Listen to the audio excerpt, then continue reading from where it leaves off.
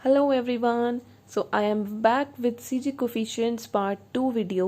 तो हमने पार्ट 1 में सीजी कोफिशिएंट्स का इंट्रोडक्शन देखा कि वो addition of angular momentum topic से कैसे हम दो बेसिस को पहले इंट्रोड्यूस करते हैं एंगुलर मोमेंटम लेके, और उन दो बेसिस को जो ट्रांसफॉर्मेशन कनेक्ट करती है उसके जो एलिमेंट्स होते हैं उस मैट्रिक्स के, उसको हम बोलते हैं सीजी कोफिशिएंट्स। ठीक है, ये हमने लास्ट वीडियो में मेरी आपने इंट्रोडक्शन देखा कि सीजी कोफिशिएंट्स कैसे हम दो बेसिस को कनेक्ट करवाते हैं जब, तो वहाँ पे वो कोफिशिएंट्स जो होते हैं उनको हम सीजी कोफिशिएंट्स बोलते हैं। ठीक है, तो आज वीडियो में थोड़ा सा हम आगे उसको पढ़ेंगे सीजी कोफिशिएंट्स के बारे में, और फिर मैं एक आपको न्यूमेरिकल पूरा सॉल्व करके दिखाऊंगी कि कैसे हम जो मैंने आपको अभी तक सीजी कोफिशिएंट्स की इंट्रोडक्शन दी है और उसके अकॉर्डिंग हम कैसे सीजी कोफिशिएंट्स को फाइंड कर सकते हैं। ठीक है, तो फर्स्ट हमने जो नोट करने की हमें जो बात है वो है कि CG coefficients are always real. मतलब सीजी कोफिशिएंट्स जो हैं हमेशा रियल होंगे। तो अगर दो ये वेक्टर्स हैं हमारे पास, ब्रा वेक्टर कैट वेक्टर, तो जब हम उसका ट्रांसपोज लेते हैं, है ना, कॉम्प्लेक्स ट्रांसपोज कॉन्जुगेट लेते हैं, तो क्या होता है कि वो आपस में इंटरचेंज होंगे क्योंकि ट्रांसपोज है और साथ में कॉन्जुगेट है ना। अब अगर कॉन्जुगेट, जब कोई चीज़ रियल है तो उसका कॉन्जुगेट तो वही इटसेल्फ होगा ना, मतलब अगर आयोटा ही नहीं होगा उसमें तो नेगेटिव साइन या कुछ भी नहीं आएगा, तो कॉन्जुगेट वही चीज़ रह जाएगी, है ना। तो फाई 2 का जब ट्रांसपोज लिया तो फाई 2 फाई 1 आ गया, और वही चीज़ वापस से, मतलब फाई 2 फाई 1 का जब कॉन्जुगेट आएगा तो वही चीज़ आ जाएगी क्योंकि ये रियल होगा। तो जब सीजी कोफिशिएंट्स का दो, ये जो हम इसको इंटरचेंज भी करेंगे तो हमारे पास इक्वल आएगा क्योंकि ये चीज़ रियल होती है। ये हमने सीजी कोफिशिएंट की रिप्रेजेंटेशन लास्ट वीडियो में देखी थी, J1 J2 M1 M2 JM। तो ये हम सीजी कोफिशिएंट्स, इससे हम सीजी कोफिशिएंट को रिप्रेजेंट करते हैं। और अगर मैं ऐसे बेसिस चेंज भी कर दूं तो ये हमारे पास दोनों बराबर रहेंगे क्योंकि रियल होते हैं, और इसको अगर हम ट्रांसपोज लें और कॉन्जुगेट लें तो ये सेम वैल्यू आती है। अब हमारे पास यहाँ पे सीजी कोफिशिएंट्स के 2 लिमिटिंग केसेस हैं कि एक हमारे पास मैक्सिमम केस और एक हमारे पास मिनिमम केस। मैक्सिमम केस में देखो, पहले हमें पता है कि J की वैल्यू J1 माइनस J2 से लेके J1 प्लस J2 तक होती है ना। ये हमने लास्ट वीडियो में मैंने आपको बताया था कि इसकी बहुत लंबी कैलकुलेशंस करके ये हमारे पास रेंज आती है J की, और उसके बाद M1 की माइनस J1 टू J1, और अगर M की बात करें तो माइनस J2 J, और M2 की बात करें तो minus J2 two plus J2। ये हमें सब कुछ पता है लास्ट वीडियो से। अब अगर हम इसकी मैक्सिमम वैल्यू देखें तो M1 की मैक्सिमम वैल्यू क्या होगी, सबसे M1 में माइनस J1 से लेके प्लस J1 तक सबसे मैक्सिमम, सबसे हाईएस्ट तो यही है ना, प्लस J1। ठीक है, M2 में भी प्लस J2 सबसे मैक्सिमम है, और J की value, maximum value J1 plus J2 रहेगी, और M की वैल्यू क्या रहेगी, J, है ना। M की वैल्यू, क्योंकि M की वैल्यू क्या होती है, माइनस J2 J, और J की मैक्सिमम क्या वैल्यू है, J1 प्लस J2। तो यहाँ पे M की वैल्यू भी क्या रहेगी, मैक्सिमम J1 प्लस J2। तो क्योंकि हम यहाँ पे मैक्सिमम केस पढ़ रहे थे, तो जो मैक्सिमम पॉसिबिलिटीज़ थी हर एक वैल्यू की, मतलब हर एक पैरामीटर की जो जो मैक्सिमम वैल्यू हो सकती थी वो हमने यहाँ पे कंसिडर कर ली। अब सीजी कोफिशिएंट के रिप्रेजेंटेशन में हमें ऐसे लिखते हैं हम J1 J2 M1 M2 फिर JM। अब यहाँ पे अगर मैं सारी वैल्यूज़ पुट कर दूँ, J1 as it is, J2 as it is, M1 की जो मैक्सिमम वैल्यू है J1, और M2 की मैक्सिमम वैल्यू J2, फिर J की maximum value J1 plus J2, और M की मैक्सिमम वैल्यू भी J1 प्लस J2। मतलब जब ये केस होगा, मतलब हमारे पास जब भी ये कोफिशिएंट बनेगा इसकी वैल्यू हमेशा 1 होगी। ये है मैक्सिमम, मतलब एक लिमिटिंग केस है। उसमें हम कभी भी सॉल्व करके ना देखें, मतलब एक शॉर्ट ट्रिक है कि कभी भी जब भी हम सीजी कोफिशिएंट को फाइंड कर रहे हैं उसमें जो मैक्सिमम केस है और जो मिनिमम केस है उसमें हमेशा सीजी की कोफिशिएंट की जो वैल्यू होगी वो 1 होगी। ठीक है, तो क्यों इतना लंबा कैलकुलेशन करके सॉल्व करके देखना, तो हम ये दो केसेस को फटाफट से सॉल्व कर सकते हैं। मैक्सिमम और मिनिमम केस सबसे पहले देख लो, जब भी हम सीजी कोफिशिएंट्स को फाइंड करेंगे सबसे पहले मैक्स और मिनिमम केस लेकर उसकी सीजी कोफिशिएंट को पहले ही 1 पुट कर देंगे, है ना। ऐसे ही मिनिमम केस देख लेते हैं। M1 की वैल्यू माइनस J1 होगी क्योंकि M1 माइनस J1 से लेके प्लस J1 तक होता है, तो मिनिमम ये हो जाएगा और मैक्सिमम ये हो जाएगा। तो ये मिनिमम, सिमिलरली ये भी मिनिमम M2 की वैल्यू माइनस J2, जे को यहाँ पे मैक्सिमम ही लेना है। ये यहाँ पे कंडीशन है कि जे को हमने मिनिमम नहीं लेना। जे दोनों केसेस में मैक्सिमम ही रहेगा, मैक्स केस में भी और मिनिमम केस में भी। और m की वैल्यू -j1 + j2, तो m1 m2 m की मिनिमम वैल्यूज़ ले ली मिनिमम केस में, जिसमें j को अभी भी मैक्सिमम ही रखा। और फिर से हम यहाँ पे पुट कर देंगे और उसकी वैल्यू भी क्या आ जाएगी 1। तो जब j1 j2 m1 की जगह -j1, m2 की जगह -j2, j की जगह मैक्सिमम वैल्यू ही रखेंगे और m की जगह मिनिमम वैल्यू -j1 + j2, मतलब m की यहाँ पे मिनिमम वैल्यू लेनी है और j की यहाँ पे मैक्सिमम ही रखनी है। तो जब ये वाला केस होगा तब भी सी जी कोफिशिएंट क्या होएगा 1। ओके, तो अब हम यहाँ पे एक न्यूमेरिकल सॉल्व करेंगे।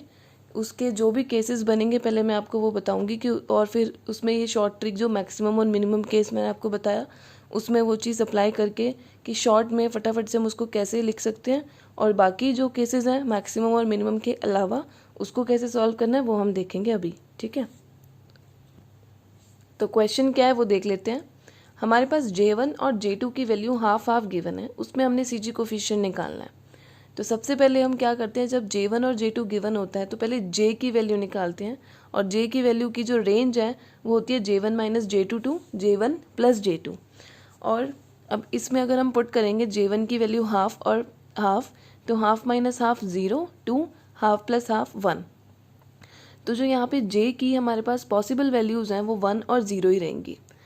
ठीक है, उसके बाद हम जब हम स्टार्ट करते हैं सी जी कोफिशिएंट तो हम चेक कर लेते हैं कि इसकी डायमेंशनैलिटी क्या है, डायमेंशन क्या है।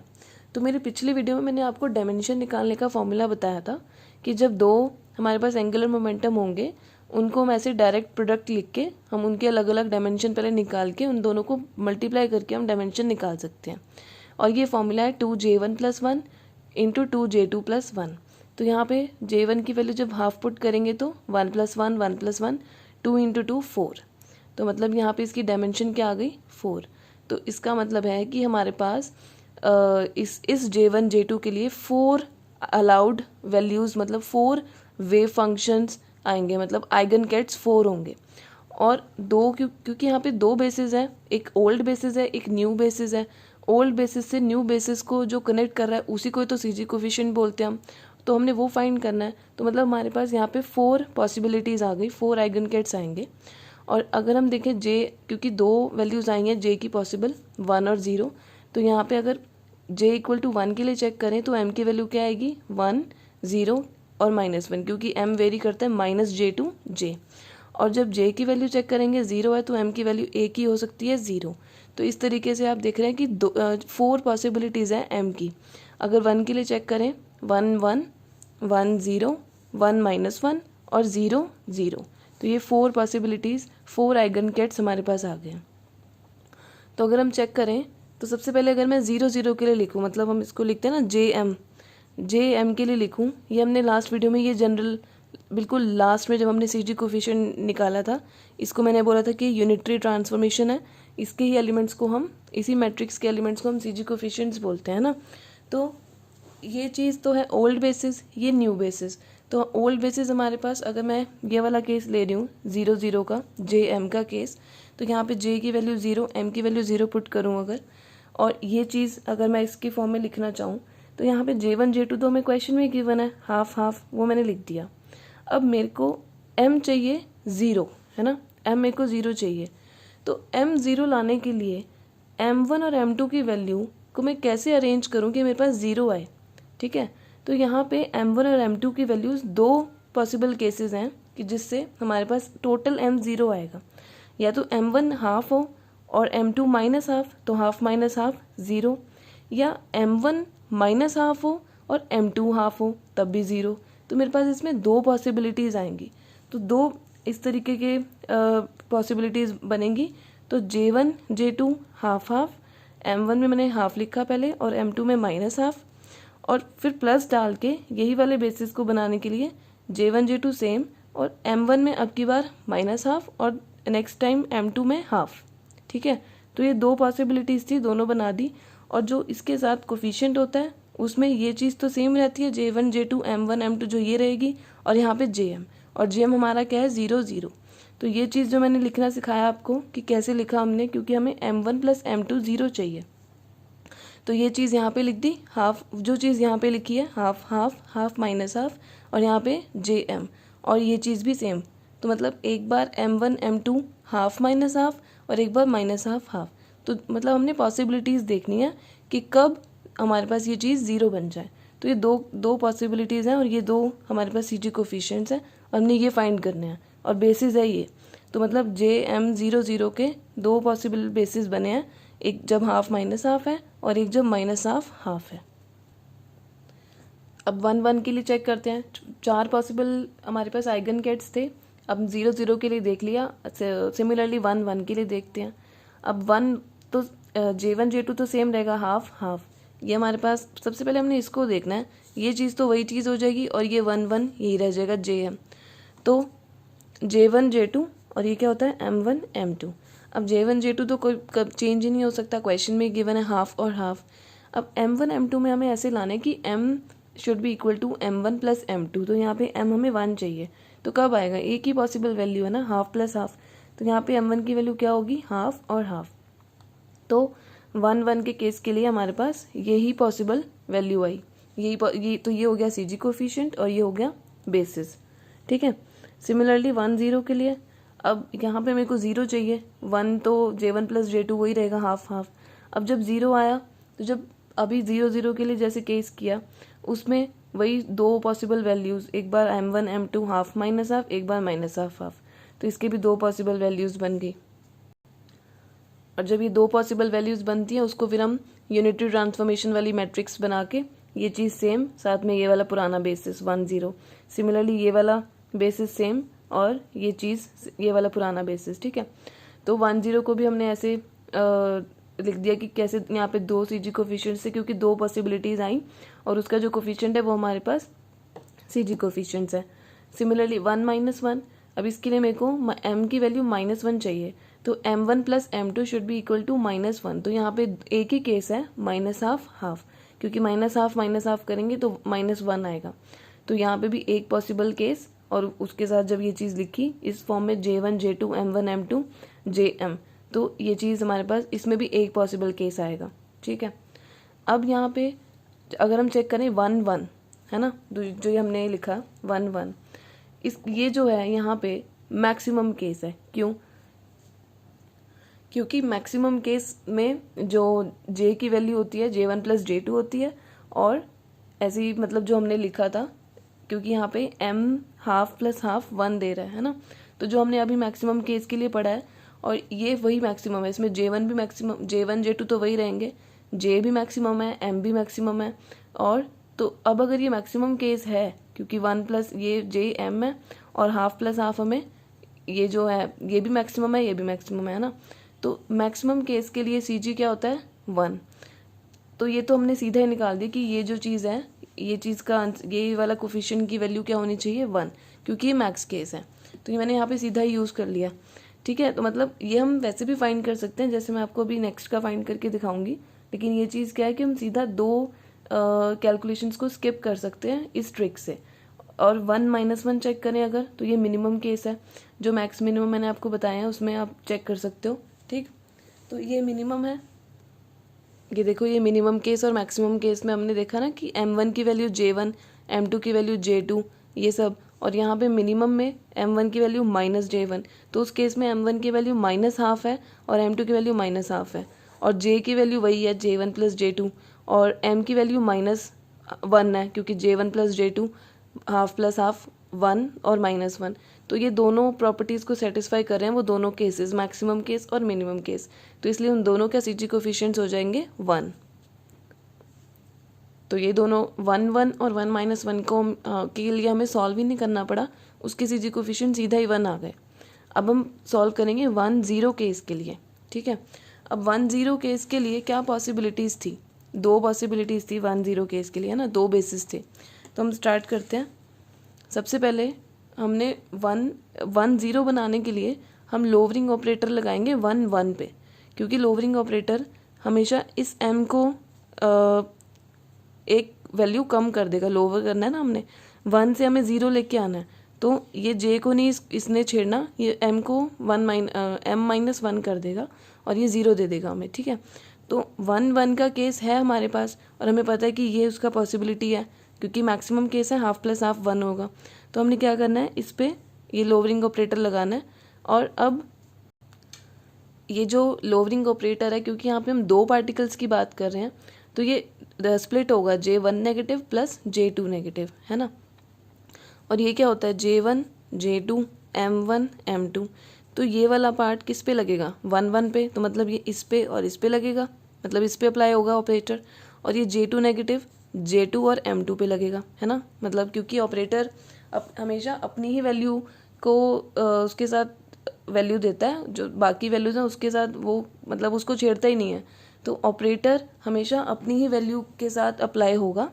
तो यहाँ पे हमें पता है कि लोवरिंग ऑपरेटर की वैल्यू ये होती है h cut root J plus M J minus M plus 1। ये मैंने लास्ट वीडियो में आपको इसका फॉर्मूला दिया था। और ये जो 1 होगा, ये क्योंकि इसने m माइनस 1 करना है तो 1 माइनस 1 हो जाएगा 0। और अब ये J1 नेगेटिव इसके साथ भी स्प्लिट हो जाएगा और ये चीज़ J2 नेगेटिव इसके साथ स्प्लिट हो जाएगा, this into this plus this into this, ठीक है। अब ये वाला सिर्फ J1 और M1 पे अप्लाई होगा और ये वाला इस पे और इस पे अप्लाई होगा। तो देख लेते हैं, इसमें हम यहाँ पे J की वैल्यू 1 पुट कर देंगे, M की वैल्यू 1 पुट कर देंगे। तो 1 प्लस 1 2, 1 माइनस 1 0 प्लस 1, तो ये √2 बनेगा सॉल्व करके। और ये 1 0 स्टेट बन गई। तो मतलब अब 1 0 स्टेट को सॉल्व कर रहे थे, 1 1 से 1 0 स्टेट आ गई है। अब बस इसको ऑपरेट करना है, इसको अप्लाई करना है यहाँ पे, इसकी वैल्यू सॉल्व करेंगे जब, और फिर हमारे पास आंसर आ जाएगा। तो जब J और M की वैल्यू पुट करी यहाँ पे √2 आया, और यहाँ पे जब हमने वैल्यू पुट करी एच कट रूट, अब यहाँ पे क्या होगा J प्लस M, क्योंकि नेगेटिव है तो हमेशा पहले M आएगा। तो J अभी क्योंकि J1 नेगेटिव है तो J1 प्लस M1, तो यहाँ पे J1 है हाफ और M1 है माइनस हाफ। J1 हाफ है और M1 भी हाफ है, ठीक है। यहाँ से देख लेते हैं हम। तो ये वाला फॉर्मूला इसके लिए अगर हम अप्लाई करेंगे तो हाफ प्लस हाफ 1 हो जाएगा, फिर half minus half J minus M, half minus half 0 plus 1। तो मतलब ये J1 M1 की वैल्यू यहाँ पे हाफ हाफ लेनी है और इस वाली सेम J नेगेटिव वाले फॉर्मूले में पुट करना है।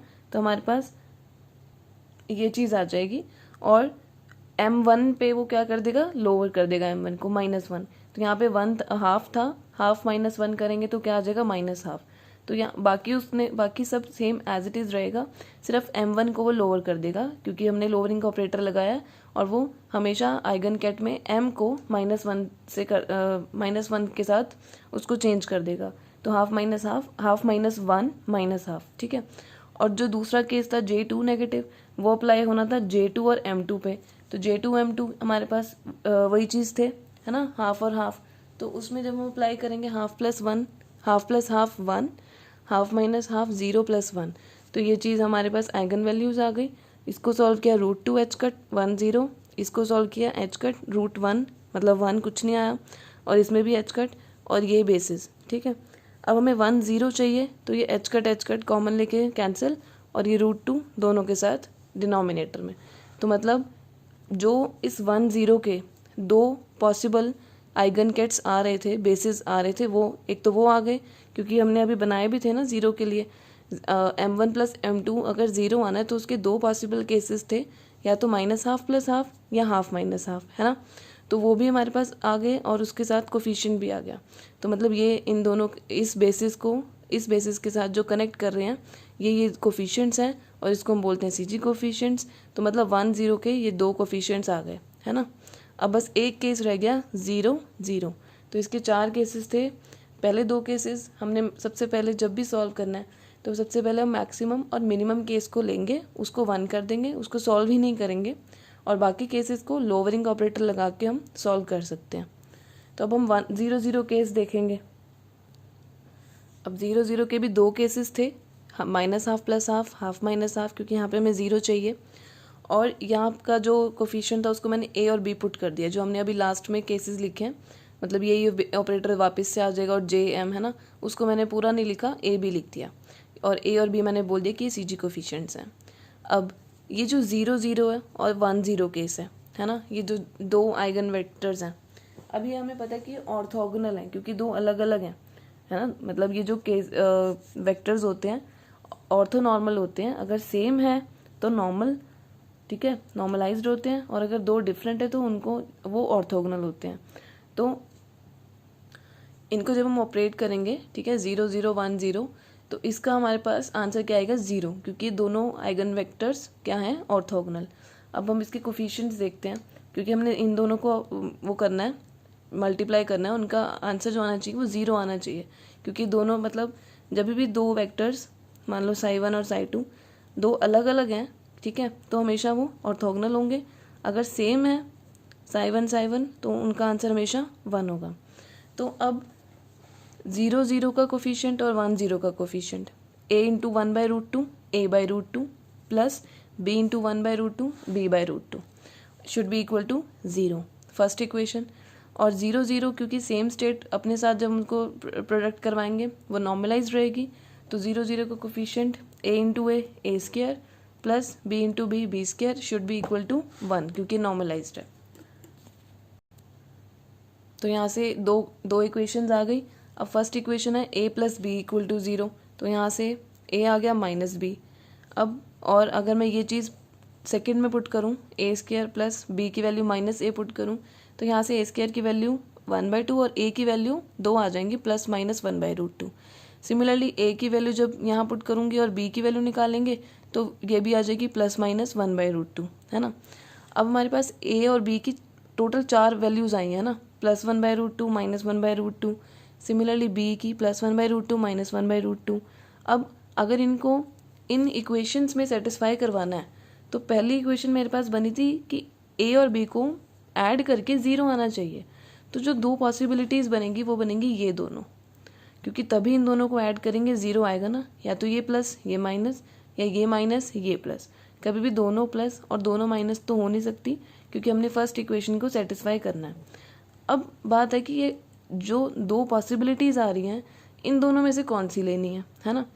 तो इसके लिए हमारे पास एक फेज कन्वेंशन है, हमें उसको याद करना पड़ेगा कि अगर वो चीज़ यहाँ पे मतलब वो वाला अगर कोफिशिएंट आता है तो उसकी वैल्यू हमेशा क्या होगी, वो फेज कन्वेंशन हमें याद करना पड़ेगा।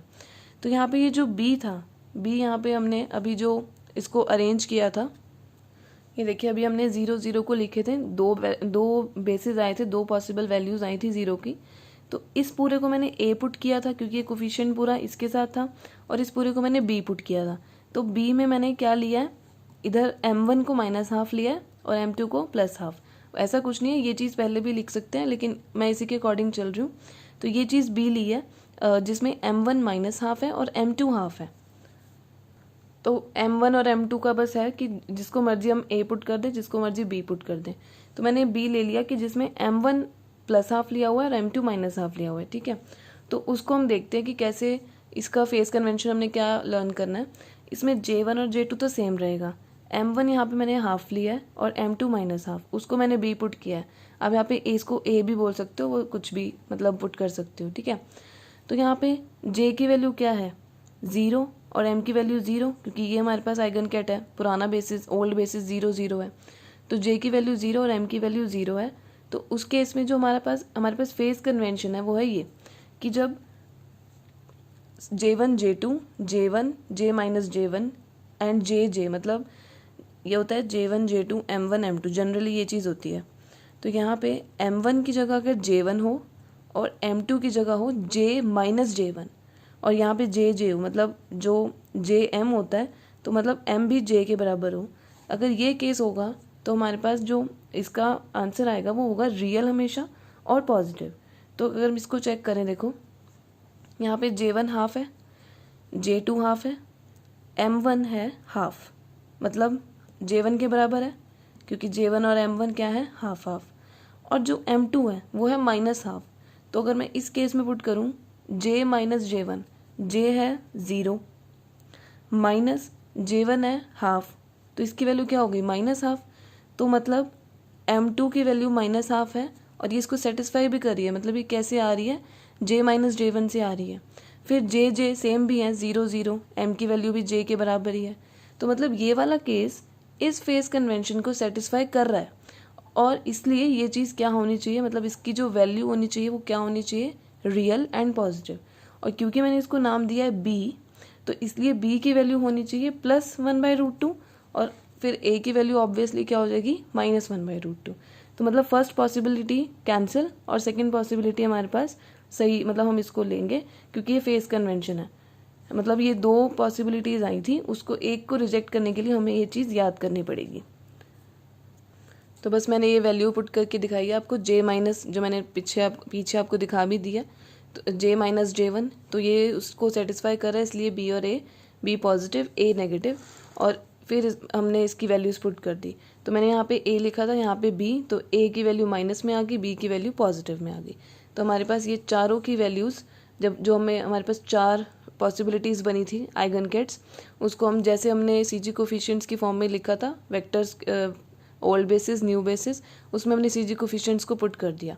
मैक्सिमम और मिनिमम केस में 1 है, और इसके लिए ए और बी की वैल्यू इन दोनों में 1/√2 है, इसमें माइनस और इसमें प्लस। ठीक है, तो ये हमारे पास चारों के CG कोफिशिएंट्स आ गए हैं। इसको हम ना मैट्रिक्स फॉर्म में भी लिख सकते हैं, वो कैसे वो भी चेक कर लेते हैं।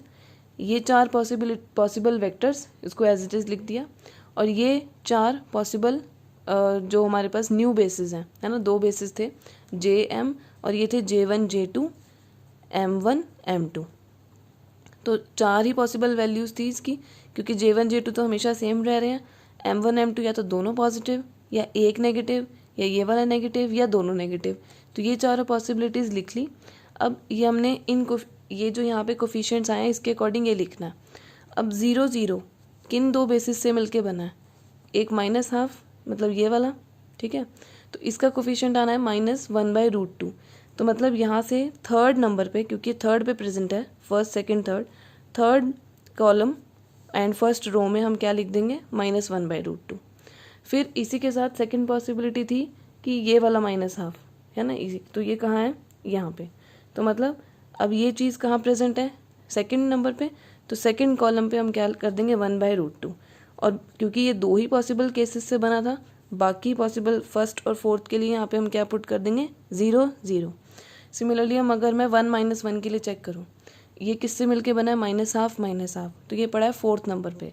तो मतलब फोर्थ कॉलम पे मेरे पास इसका कोफिशिएंट आना चाहिए जो है 1, और बाकी जगह सब पे 0, क्योंकि ये सिर्फ एक ही केस से मिलके बना है। ऐसी 1 1 के लिए ये बनाया है हाफ हाफ हाफ हाफ, तो ये रहा फर्स्ट नंबर, तो सेकंड रो फर्स्ट कॉलम 1, और बाकी सब पे 0। और अगर 1 0 के लिए चेक करें, थर्ड रो में ये चीज़ और ये चीज़, ये दोनों के लिए, मतलब सेकंड कॉलम और थर्ड कॉलम पे आएंगे इनके कोफिशिएंट्स, और बाकी जगह पे 0। तो मतलब ये सिर्फ सिंपल, ये सेम वही फॉर्म बन गई, 2 बेसिस, उन दोनों को जो ट्रांसफॉर्म कर रहा है इस बेसिस को इस बेसिस में, वो है ये मैट्रिक्स, मतलब ये ट्रांसफॉर्मेशन मैट्रिक्स। और इन ट्रांसफॉर्मेशन मैट्रिक्स के जो कोफिशिएंट्स हैं वो हैं CG कोफिशिएंट्स, जो हमने फाइंड कर लिए हैं। मतलब ये जो कोफिशिएंट्स आए हैं, मैंने आपको ये बताया कि इन कोफिशिएंट्स से मैट्रिक्स कैसे लिखते हैं, क्योंकि हम जब स्टार्टिंग करी है CG कोफिशिएंट्स की, मैंने आपको ये बताया कि एक मैट्रिक्स फॉर्म में, मतलब जो ट्रांसफॉर्मेशन होती है वो कनेक्ट करती है इन दोनों बेसिस को, वही उनके उसी मैट्रिक्स के जो कोफिशिएंट्स होते हैं, उस जो एलिमेंट्स होते हैं वही CG कोफिशिएंट्स होते हैं। तो मैंने पहले CG कोफिशिएंट्स फाइंड किए हैं, उसको फिर मैट्रिक्स में आपको बना के दिखाया। तो यहाँ पे हमने लिख दिया कि ये जो पूरी यूनिटरी मैट्रिक्स है, ट्रांसफॉर्मेशन मैट्रिक्स, उसके एलिमेंट्स ही क्या हैं, CG कोफिशिएंट्स, क्योंकि ये जो ट्रांसफॉर्मेशन मैट्रिक्स है ये इस वेक्टर को इस वेक्टर से कनेक्ट कर रही है ना। और ये मैंने आपको पहली वीडियो में भी बताया था कि जो कर्ली ब्रेसेस हैं, इसका मतलब ये कि जितनी भी वेक्टर्स की पॉसिबिलिटीज़ हैं, अब यहाँ पे जो ये वाला केस लिया मैंने J1 हाफ और J2 हाफ वाला, इसमें हमारे पास जो पॉसिबिलिटीज़ थी वो थी 4। तो मतलब यहाँ पे 4 वेक्टर्स थे दोनों के, है ना, 4x4 की डायमेंशंस थी। तो जो इन दोनों को ट्रांसफॉर्म कर रहा है, कनेक्ट कर रहा है इन दोनों बेसिस को, दैट इज CG कोफिशिएंट्स। मतलब इस ट्रांसफॉर्मेशन मैट्रिक्स के जो भी एलिमेंट्स हैं ये सब के सब क्या हैं, CG कोफिशिएंट्स। तो हमने इस वीडियो में CG कोफिशिएंट का एक पूरा न्यूमेरिकल सॉल्व किया है, और इसके 2 केसेस पढ़े हैं, जिससे आपकी पूरी की पूरी कैलकुलेशन बहुत शॉर्ट हो जाएगी, क्योंकि आप 2 केसेस को सॉल्व ही नहीं करना पड़ेगा, उसको आप सिंपल ही मैक्सिमम और मिनिमम केस को सीधा ही CG कोफिशिएंट उसका 1 पुट कर देंगे। और पिछली वीडियो में हमने देखा है CG कोफिशिएंट का इंट्रोडक्शन, एंड आई होप कि इस वीडियो के बाद आपका CG कोफिशिएंट पूरा टॉपिक क्लियर हो जाएगा विद इंट्रोडक्शन। एंड कोई भी अगर आपको क्वेश्चन आ जाए सॉल्व करने के लिए तो आप वो भी कर सकते हैं, और अगर आपको दूसरा कोई एग्जाम्पल करने में कोई डाउट आ रहा हो तो आप उसको पोस्ट कर सकते हैं कमेंट में। And thank you so much, thank you for watching this full video, thank you.